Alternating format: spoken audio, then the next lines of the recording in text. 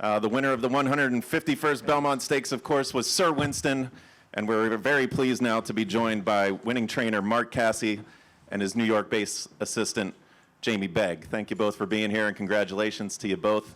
Thank you. Mark, if you could just start with your impressions of the race, not only Sir Winston, but also War of Will as well. Yeah, you know, honestly, thank you. I saw where War of Will was, and to me, I could tell that he was struggling a little, because normally he's on the bit and wanting to go, and I thought maybe around the half-mile pole, 5/8 pole, I thought he was struggling a little, and then I looked for Sir Winston, and Joel had ducked inside, and I have to be honest, I started hollering for Sir Winston at that time. I could kind of see where War of Will was struggling, and he wasn't going to get anything. And, you know, this horse, he's an amazing little horse. If at this time last year, if you had asked me to rate our top 22-year-olds, he would have been about 16th or 17th. But I'm very proud of him because he's kind of what our operation represents, and that is, just turn it off. That is, I feel like we develop horses. You'll see me a lot of times. We run horses. I think the first 2 times he ran, he got beat 10 or 20 lengths, and I can remember having a conversation with Mr. Farmer up at Saratoga, and he didn't run very well, and I said, don't give up on him. I said, it's crazy, but I see something, and let's just, you know, give him some time to develop, because he would finish. And I have to say, you know, Jamie's done a tremendous job with him. We sent him up, I want to say, when did we send him up to you, Jamie? I think he was like the second batch up. Yeah. He was around the second batch up, so that would have been sometime in around May. Yeah, so we had him at our farm all winter long, and this is another. This is something else that I wanted to.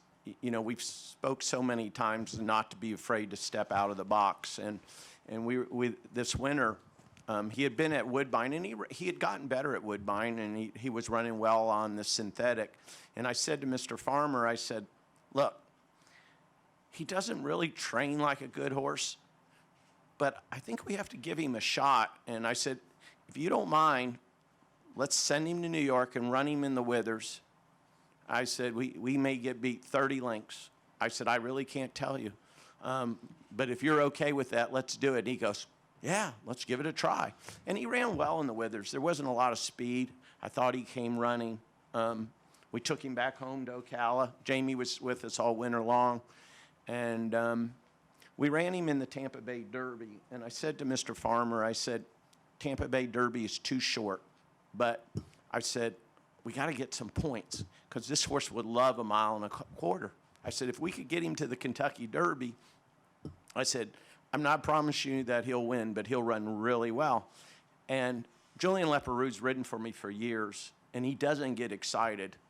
He rode this horse in the Tampa Bay Derby, and at about the 16th pole, this horse kicked in really hard, and he was running over top horses. And after the race, Julian came back, and he said, this is a really good horse. So then we went to Keeneland, and Keeneland was so speed biased, nobody was closing, and he just kind of ran around there. And so that there blew our Derby chances. So I said to Mr. Farmer, what about the Peter Pan? I said, he'll love Belmont. He'll love the big turn, 1 1/8 miles. And if he comes running, we'll run him in the Belmont. And he said, sounds like a plan. Mr. Farmer's always good he likes his plans. And so that's how we got here. And you said Mr. Farmer's under the weather this week. He was. He's actually better, but just wasn't able to fly. And probably best that he went. It's a shame because I know he loves running in New York, and I know this race will mean everything to him. And crazy enough, this is one of the first horses I ever trained for him. he's very good friends with the Oxleys, him and his wife, Carol. And Mr. Oxley kept saying, you should give Mark a horse. You should give Mark a horse. And one day he said, look, if you see anything, I'll buy it. If I see anything, I'll buy it. And so I called him with a couple, and we bought a few. And he goes, I have a couple homebreds. Can I send them to you? And I said, sure. One of them was Sir Winston. So we've only been training for him now 2 years. And just so everybody knows, Joel was riding the 12th race, but hopefully we'll get him down here at some point in a little bit. I don't know, but I'd bet on him because he was really concerned about going to ride that race. I kept saying, Joel, you can, no, God, I gotta go.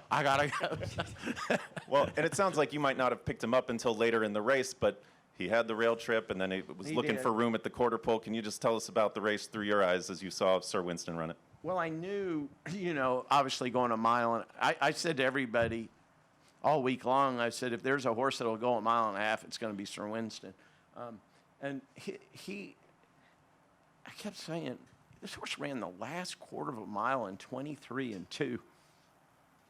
Going a mile and an eighth on the dirt, that's amazing. And he was feeling good. Yeah. We schooled him the other day in the paddock, and Jamie said, he's really quiet. He doesn't ever do anything. We schooled him. We were walking him back. I thought he was going to get loose. He was diving through the air, and The he's first time he really woke up. yeah. So that was, But Jamie's done a great job with him. We put radios on our riders when they work, but 2 weeks ago he said, I've never been so nervous because I told him what I wanted to do, and they sent me a video of the work, and I said, did you put a radio on Joel? And he goes, yep, I didn't want him to screw it up. I thought that was funny. I said, oh, really? And Joel was fine with that. Jamie, can you tell us a little bit about the few weeks since Sir Winston came here after the Bluegrass and what you've seen with him in New York? yeah, like he's not a big horse, but he's really filled out in the last little bit, like even leading into this race since the Peter Pan. And really, we've had, like Mark said, we've had an idea from a while back, the way he would close in these races. He would always show flashes of brilliance without ever having anything, be able to put it all together. So that was, when we put Joel on, I knew he has no problem falling right out of it and coming running. So I think they really suit each other, and he rode him very well today.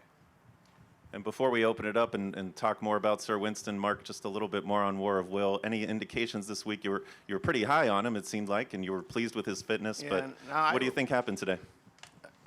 Honestly, you guys have probably seen more of the race than I actually did. I had people and cameras already, so I don't know. Right here, he looks like he's traveling okay. Maybe the mile and a half. Maybe the mile and a half. I'm not really sure. We'll get him back and check him out. And, it's a tough grind. I felt like he looked good. I thought he was in a good place. So I really don't know. But one thing about it, he'll regroup and we'll come at him again. I think Sir Winston will be a great Travers horse because I think a mile and a quarter will be a really good spot for him.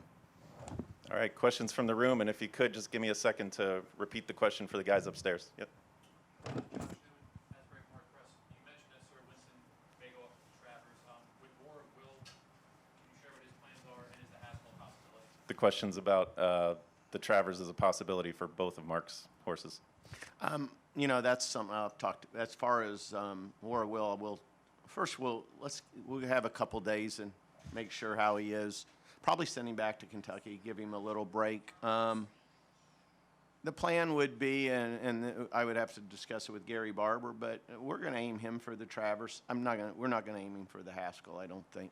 And I'll talk to Mr. Farmer, but I don't think there's much out there he would enjoy more than winning the Travers, so I'm sure he'll be all for that. Yeah, Tim. Mark, when you were talking about the first watching War Will and then shift your attention to Sir Winston, is it hard for a trainer to do that? It was emotional. It was. because War of Will is, you know, he got a first Preakness win, and it's like your son. You don't want to see him. It's hard. It's like having two kids and trying, you know, rooting. I would think that if anybody knows me, I think they probably could see that emotion in me. As exciting I am, and believe me, the Belmont is big to me. It's huge to win, but it still hurt that War of Will didn't run better. So, yeah, I'm still a little emotional about that. Lenny. Yeah, Mark, considering what happened at the Derby, could you ever have envisioned winning the next two legs with two different horses? And the question is just imagine winning the next two legs of the Triple Crown after what happened in the Derby. I don't imagine winning the fourth tomorrow at Woodbine. It's just not something that I do. People, and of course it didn't come to happen, but people said, well, if Orwell won the Belmont, would you be thinking about, you know, could you have won the Derby? No. Right now I'm trying to figure out how we're going to win the Travers. Frank? Hey, Mark, Frank Einsworth. Hey, Frank. What are some of the things that have put you in this position? It's a short list of trainers that have won 2 classics in the same year with 2 different horses. What are some of the people that you think of or things about your operation that have put you in this spot? I'm so proud of our operation. I am. We have, I have one gentleman that's been with 38 years, Mitch Downs. He runs our training operation in Ocala. We have, I would say, probably 10 people that have been with us 20 years plus. So it's really a team. I mean, Jamie's done a tremendous job for us here. How long? Jamie's only been with me about 4 or 5 years, I think. Yeah. But we have a great team, and the nice part is each team member helps the other team member. For instance, Sir Winston started out being broke at our training center. He then went to Kentucky to one assistant. He then went to Saratoga to another assistant. He then went to Woodbine to another assistant. He then went to Ocala to our training center, which that's where I spend most of my time. It's where we kind of base everything out of, and we get horses. Like we won the Penn Mile the other day with Moon Colony, and he had been down at our training center for 3 or 4 months. So it's truly a team effort. Of course, you couldn't do it without the horses, and I'm really fortunate. I train for a lot of great people, but I would say to you, the person besides my wife that has put me here today, especially in the last 10 years, is John Oxley, because he saw something and allowed us to go and get those kind of horses. You know, it takes special horses to do these things, and then without Mr. Oxley, I wouldn't have Tracy Farmer, and I wouldn't probably have Gary Barber. Gary Barber took notice because of the success we had with John Oxley. So, And Mark, you mentioned that Sir Winston would have barely been in your top 20 of 2s turning 3s last year. How many of that crop did you start out with? And is there, you know, now that you've won 2 classic races, would you say there's more of a focus on these classic races now, or that's just the horses no, it's that you've been getting? It's always been the focus, and I have this philosophy. I start every horse out thinking that they're going to win the Kentucky Derby or the Oaks. That's what I do. And I will try different surfaces. I will try different methods. Like a horse like Sir Winston, it paid off there. So we're looking for the pedigrees to do that. We are always doing that, and we'll continue to do that. And so, yes, sir. Yep. 14 years ago, a horse called the Fleet Alex won the Belmont Stakes. Is there a relationship between the Fleet Alex and the winner today? I don't.